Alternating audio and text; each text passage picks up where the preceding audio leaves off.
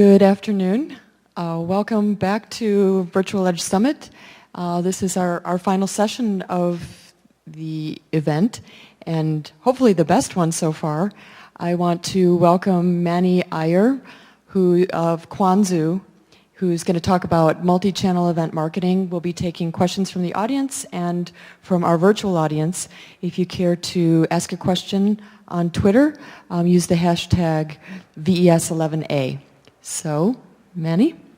Thank you, Michelle, and thanks to our audience who's here late afternoon on a Thursday to listen to this. And also want to welcome our virtual audience. Again, my name is Manny Iyer. I'm the CEO of Quanzu. I am not Kiran Malhotra, who's my co-presenter who couldn't make it today. She had an emergency, but she's a wonderful executive director for TIE Silicon Valley. Again, the focus of this presentation is multi-channel event marketing, lessons from TIECon 2010. So let me just go right in and get started. A little bit of background on TIE, T-I-E. It was founded in Silicon Valley in '92. It's the largest organization of entrepreneurs around the world, has 56 chapters in 13 different countries. The Silicon Valley chapter is the largest of the whole lot. And 14,000 members, 1,800 charter members. Charter members are really entrepreneurs who've been successful in their prior entrepreneurial ventures, and it's really about giving back to the other entrepreneurs who are trying to, kind of the up-and-comers, so to speak. The sole mission of the organization is really promoting entrepreneurship through education, networks, mentoring, and that's TIE. Now, TIECon, is their annual flagship conference. It's, again, a really large event, has 2,500 plus attendees. They've even gone as far as 3,000, 3,500. And really very broad, deep range of content. There are 50 plus sessions, 150 plus speakers, keynotes. They've had all the way from Arnold Schwarzenegger to, all the big Silicon Valley CEOs, John Chambers, Larry Ellison, the Salesforce.com CEO, and on. So they get the best of the best speakers. So again, putting together this large conference obviously is a big venture. There are 5 separate vertical tracks. They have tracks on wireless, internet, life sciences, obviously enterprise software and so on. So a bunch of different tracks. There's also specific tracks for entrepreneurs. There's a large exhibit hall for startups, lots of opportunity to network.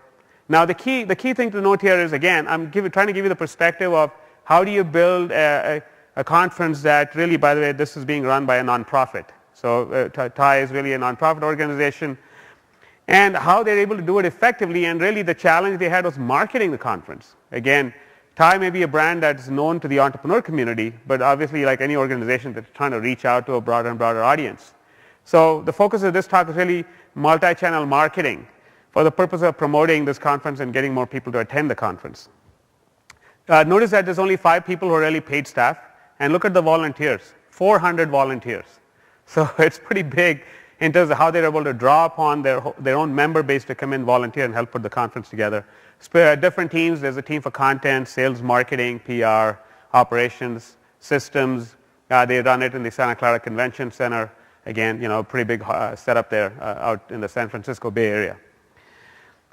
So here was their conference marketing challenge. I mean, they've tried different techniques, approaches to pricing the conference. They've had, certainly in prior years, the conference fees have been down to like $95 to $150. So now, what they tried this past year in 2010 was a different approach, where the conference fees were, again, a few different packages, all the way from a one-day pass that you see there, $295, $445. That's kind of a member, non-member price.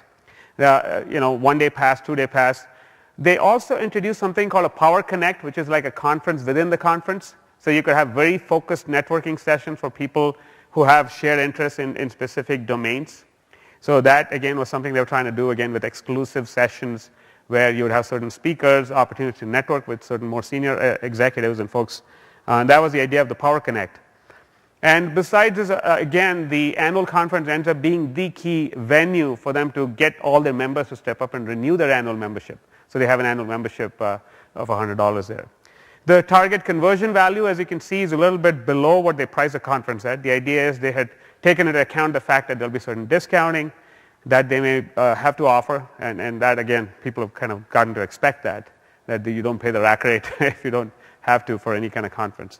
So the conversion value there that they were targeting is like $400.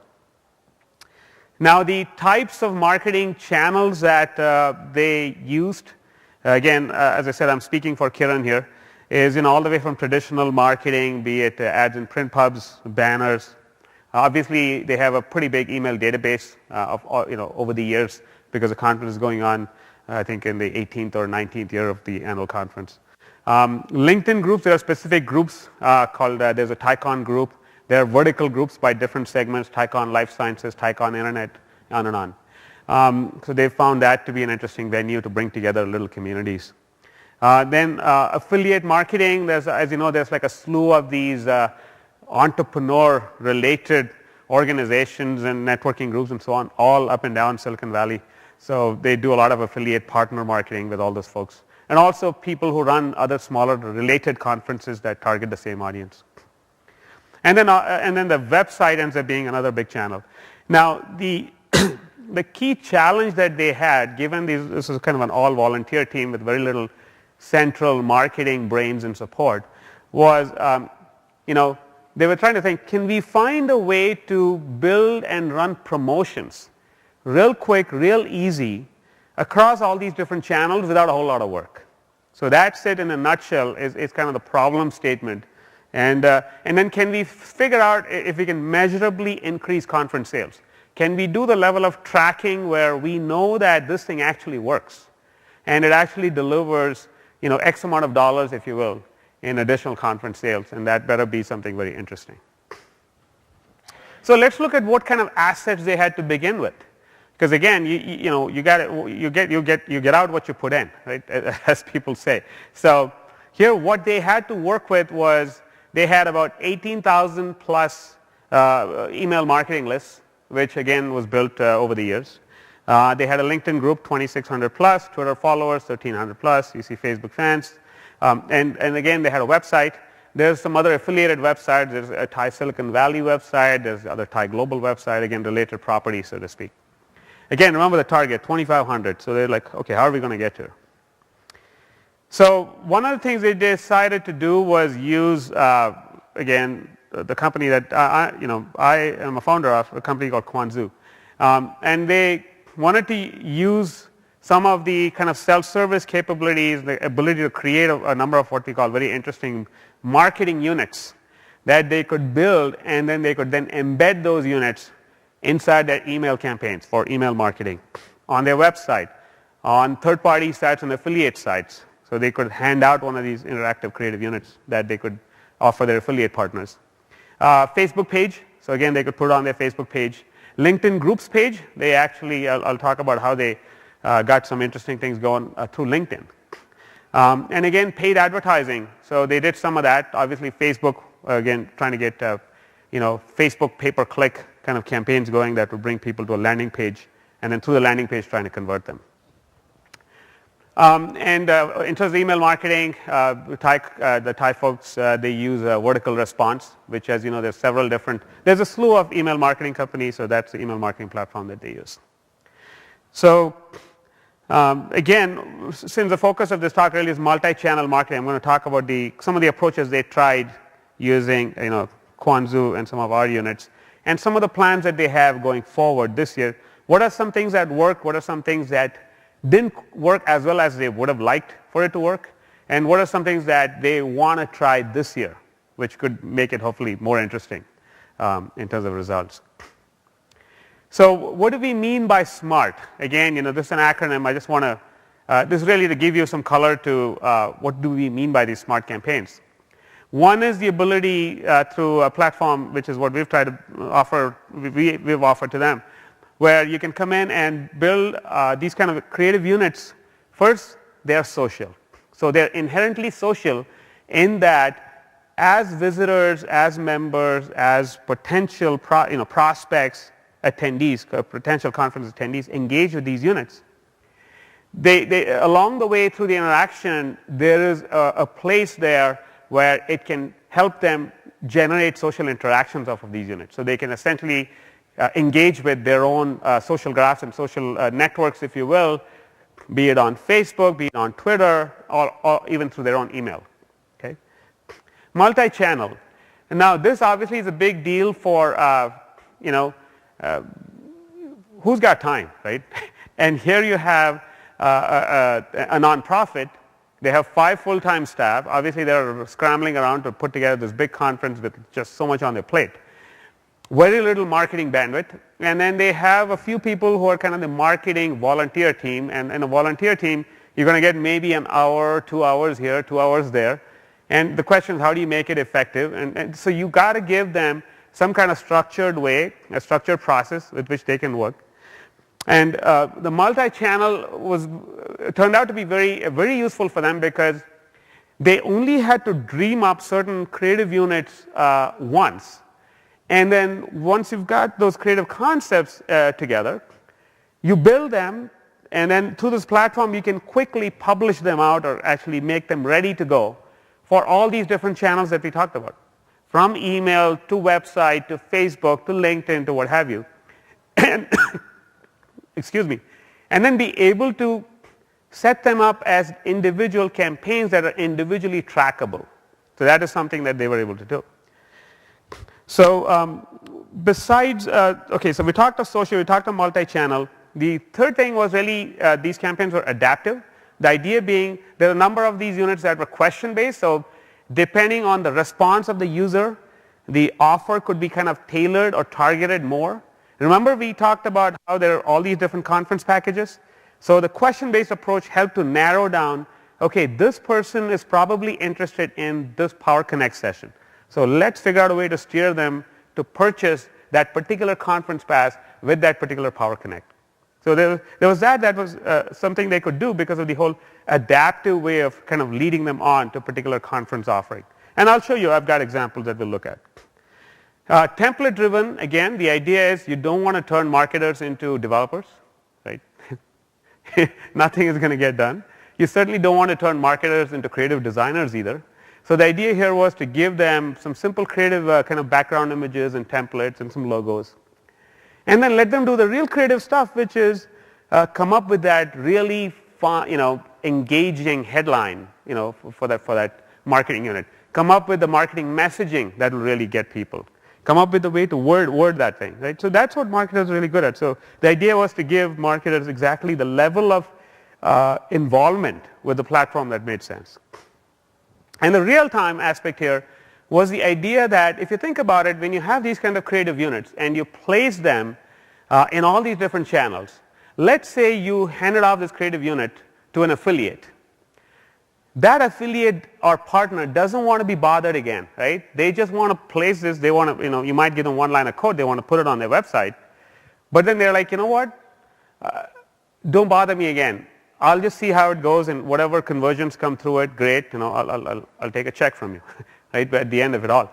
But the point I'm trying to make here is this platform was designed and set up so that those creative units could change on the fly on those remote sites without any further contact needed with that affiliate.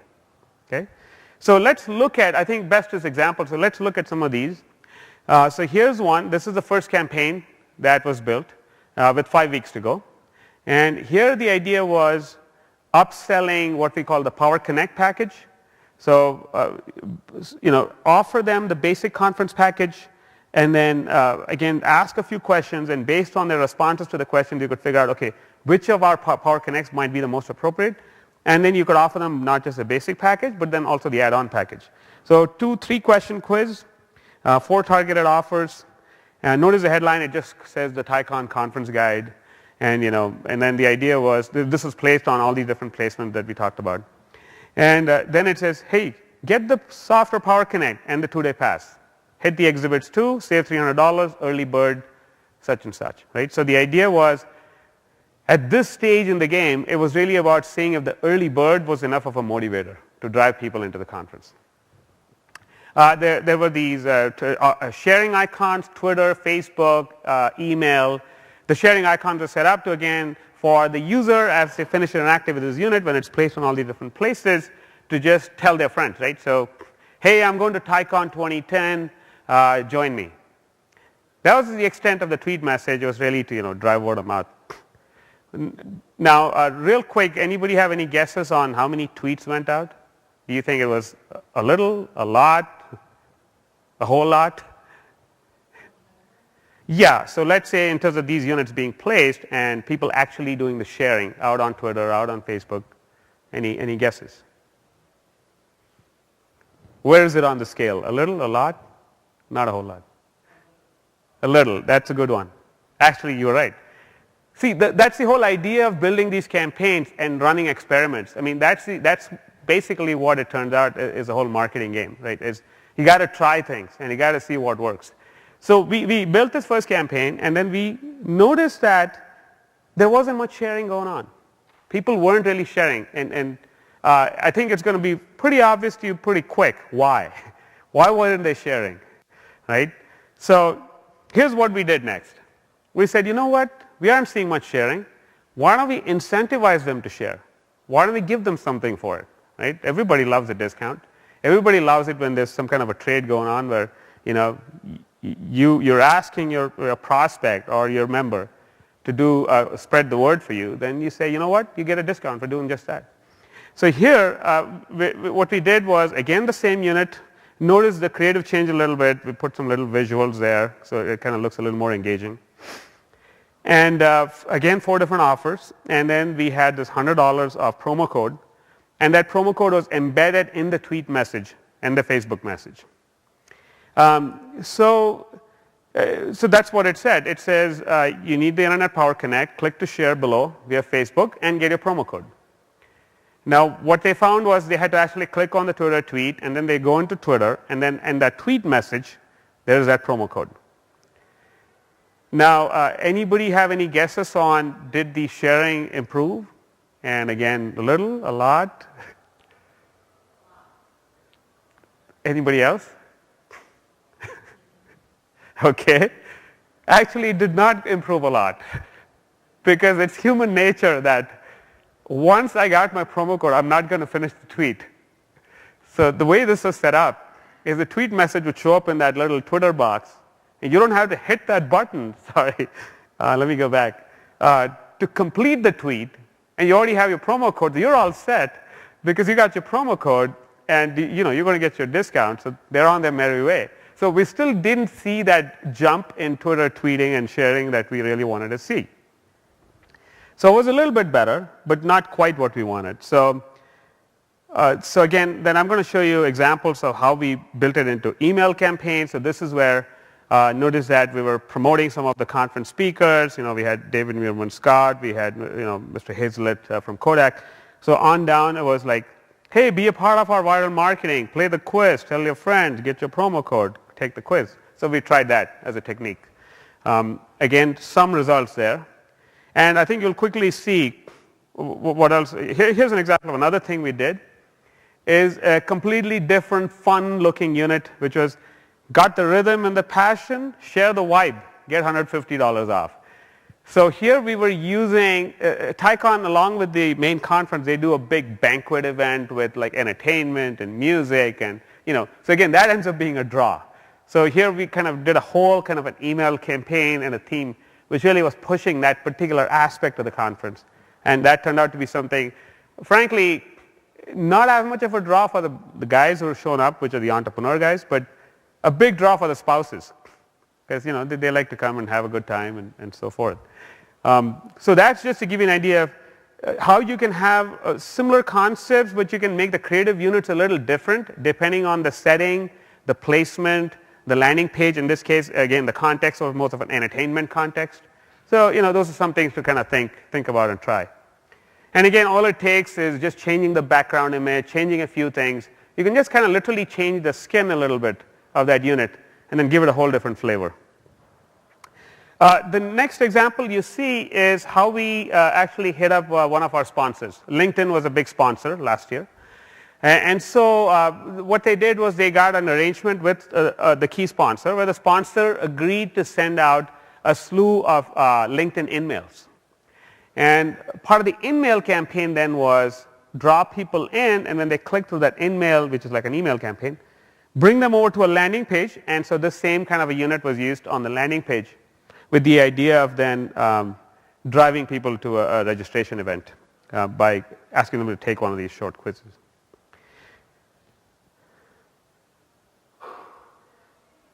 So the next thing, so notice what we've been doing, right? We've been optimizing a little bit of the flow. We've been trying to optimize a little bit of the social sharing. And now here we are, we're trying to see, can we get the engagement up? So to get the engagement up here, it's all about, can we optimize the front-end creative unit? So the creative unit was the other thing that we looked at optimizing here. Now here was really the key innovation that we did, where we really saw the results we were looking for. So here what we did was, the flow has changed a little bit here, as you can see. Here, what happens here is the visitor or prospect has to complete the share action, and only when they do so are they given the promo code. So simple, little change in the flow, and that did the trick for us. Essentially, we saw that 1 in 3 users who would complete that little poll unit or a 3-question quiz, once the way it was structured was, hey, tell your friends, share, and get your promo code. And obviously, if you notice, we had at the bottom, skip sharing and continue. The idea was, we're not going to force you to share, but hey, if you want the special deal, you got to share. Or you can go buy the at the regular price. And it was actually not that hard for people to make a decision that, you know what, if I'm going to save that kind of money, I don't have a problem telling people I'm going to the conference. And again, the important thing was that the message that we put out on, or we asked them to put out on Twitter, Facebook, we made sure it was crafted very carefully. So it was not like a blatant promotion of the event. It was more like a, hey, I'm going to this. And that actually turned out to be something people were a lot more comfortable putting out. And that's exactly what happened there, which is we saw social sharing go up from less than 1% to 33%, or 1 in 3 users was basically doing social sharing. So here's kind of the summary, $400 average conversion value. The conference saw net new revenues, literally in the thousands of dollars. And certainly the cost of service was in the hundreds of dollars, so it was very high ROI. And quite honestly, it was about, for the cost of service was such that even if they had one or like a couple of add-on sales, the service would pay for itself. That's kind of what they saw. So here is kind of just looking forward a little bit, what their goals are, TiCon's goals for 2011. Now, what are some of the plans that they've got in mind? One is the attendance goal. Obviously, they want to go up from 2,500 to 3,000. They're looking at a variety of different engagement marketing approaches. There's a slew of new marketing units that we've actually come out with, so they're exploring using those. They did do virtual, so a number of the internet sessions actually had virtual streaming. Some were live, but actually a lot more were on demand, where they were recorded and then they were ready and available for users literally within the next few hours. So there's more of that they would like to do. Live streaming of content pre-conference to drive awareness, capturing and streaming more content once the conference is done. And again, there's a number of events that they've got planned. And there's like a careful slew of promotions that are being designed so that we can drive the most attendance and drive the most registrations. So one of the things obviously is to make the email campaigns more compelling. So one of the new things now we are able to do this year that we couldn't do last year is that we are able to now do what we call in-email polling units, quiz units, promotional units, sharing units.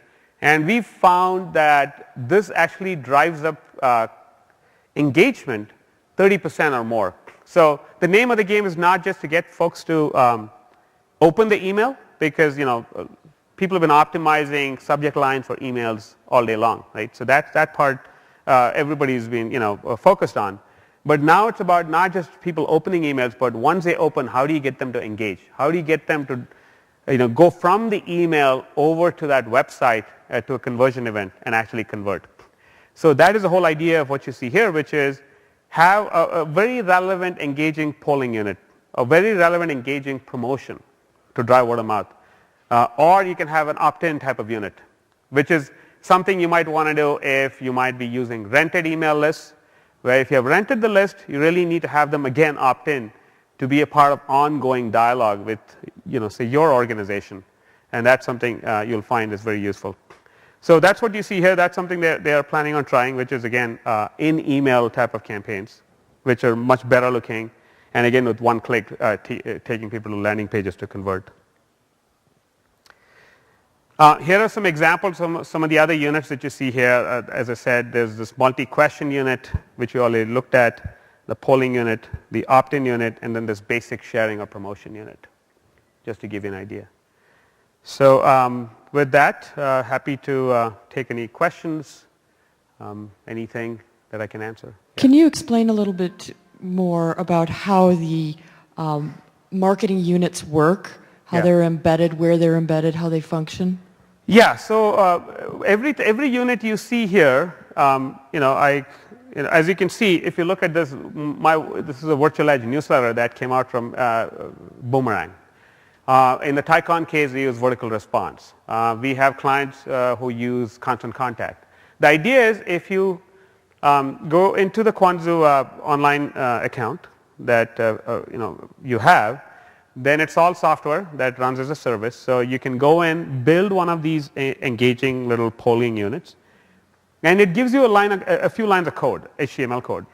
All you have to do is basically copy that piece of code and drop it into your email template. And when you drop it into the email template, what we do is in email you cannot actually have what's called JavaScript, so you have to have an image. So this is really simple HTML with a constructed image. And it is a clickable image with sections. So we are able to tell, did you pick answer A or B or C or D? Which is why once you click on it, we're able to take you to the web page that you see on the other end, and where again we give you another piece of code that can be embedded there. And so we're able to then just show them the poll results as you might expect, but then also show a customized marketing message. So for example, let's say you're running a conference with 4 different tracks. You could have a simple email go out, and in that you could say, what are you interested in? Oh, cloud computing, click here, and then take them to a page which is all about cloud computing. Interested in software as a service, click here and take them to the sessions on software as a service. Wireless, you get the idea. So they're very effective in that sense, in driving more engagement, clicks, and conversion. Then talk a little bit about the metrics that come from these embedded objects and how does the event host or Tycon pick those up somehow, or is it a Google Analytics tie-in, or talk about how they get the metrics? Right. I wish I had an analytics screen here, but essentially we have an analytics dashboard, and in the dashboard we give, it's all self-service capability, so you can go in and you'll quickly see impressions, meaning how many times did that poll or quiz or what have you get served. Engagement, meaning how many actually clicked on it and actually engaged with that first question if it's a multi-question unit. And then click, and then we also track what are called impressions, engagement, clicks. For us, a click is really the click on that offer screen. If you remember, we had these kinds of offer screens. So here for us, the register now button is the actual important click there. Right? Along the way, there's engagement going on. So we track all the way to how many actually clicked on that register button and went to the registration page. We are also able to track conversions, the fact that registration actually happened. Because what we do is we provide what's called a tracking pixel that can be placed on the thank you page that comes after your registration page. So that, and then that fires a pixel that gets recorded back on our system so that we can tell you through this channel how many converted. One of the other things, little tips I might give you is, do you see the promo code there? TIEKZX3. So one of the things as a conference organizer we recommend they do is use different promo codes for different channels. So if you have an affiliate, you use a promo code there. If you place one of these polling units on your own web properties, you use a promo code that's unique so that you can track how many conversions came through my web channel. If you use this polling unit and give it to another affiliate, use yet another promo code. Basically divvy up the promo codes even if the value of the promo code is the same. So you can tie it back to how many conference sales came in for you through different channels. So of the people that are here, are you guys using multi-channels to attract attendees to your events? Is it anything other than Facebook, LinkedIn, or Twitter? Are you using other, or the newsletter, email, website? website? Yeah. What are you using? Could you speak to that?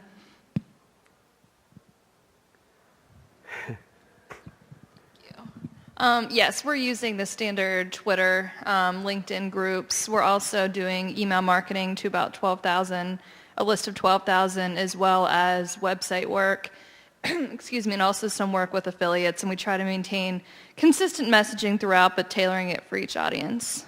Absolutely. And one of the things I should mention is we found that this approach actually works well if you really think through the discounting strategy. Because what we found was if you hand out standard promo code with a certain discount level, let's say $100, and that's available across the board to your affiliate for people not doing any work other than the fact they found the promo code, then we found that it's important when you ask them to do something for you that you want to give them a little bit of a better discount. So like a $150, it then ends up being a draw for them to do the tweeting for you or them to do the Facebooking for you. So, and have you tried anything like this? Just quick question, wondering. Okay. So a discount is a way to drive sharing, a discount is a way to drive opt-in, or okay.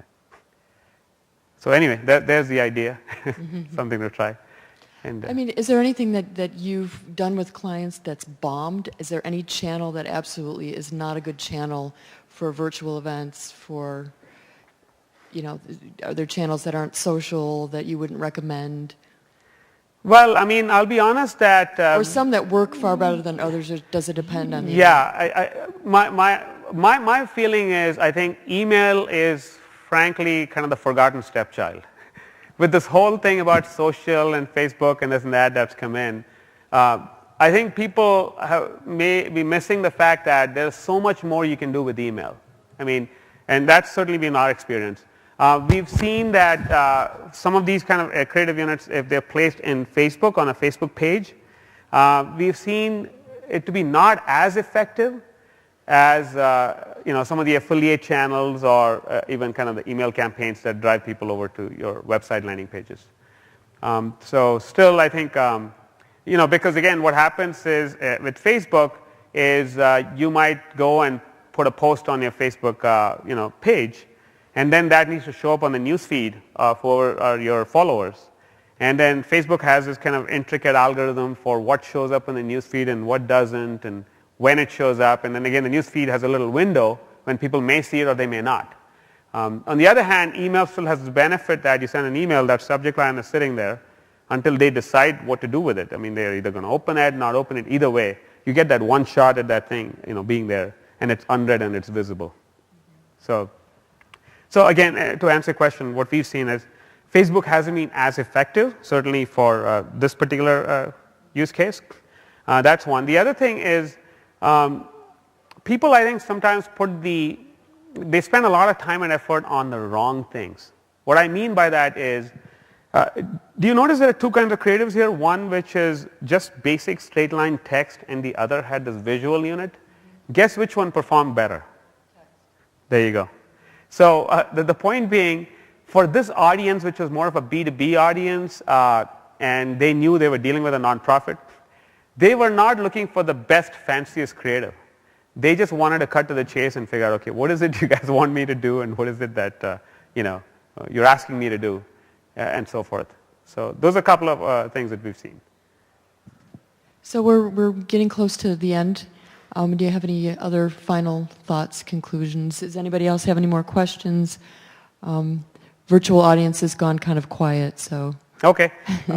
So yeah, I think I think the thing I want to leave folks with is both for conferences, events, corporate events, nonprofit, social, in all these different sectors, there are a slew of these very interesting marketing approaches that are now possible that weren't possible a couple of years ago. And the idea of connecting, touching users wherever they want to be touched, and then kind of cross-channeling them into whatever is your kind of funnel, where you want to get them to take an action, be it a conversion, be it a registration, be it a buy something. That is feasible now in ways that was not feasible, in the recent past. And the fact is now it's become a lot easier to build these, a lot easier to run these kind of units and tools. I think that really is what I would like to say. And the other thing is, the other key point I want to close with is the fact email is the underappreciated kind of marketing channel. So, Thank you so much, Mani. okay, thank you. This Thank you is for our last session having for me. Virtual Edge Summit. Thank you so much for coming in our virtual audience, and we will see you next year. Okay, and I'm just going to wrap up with this final screen. If you have any questions, please feel free to reach out to Kiran or to me. Thanks.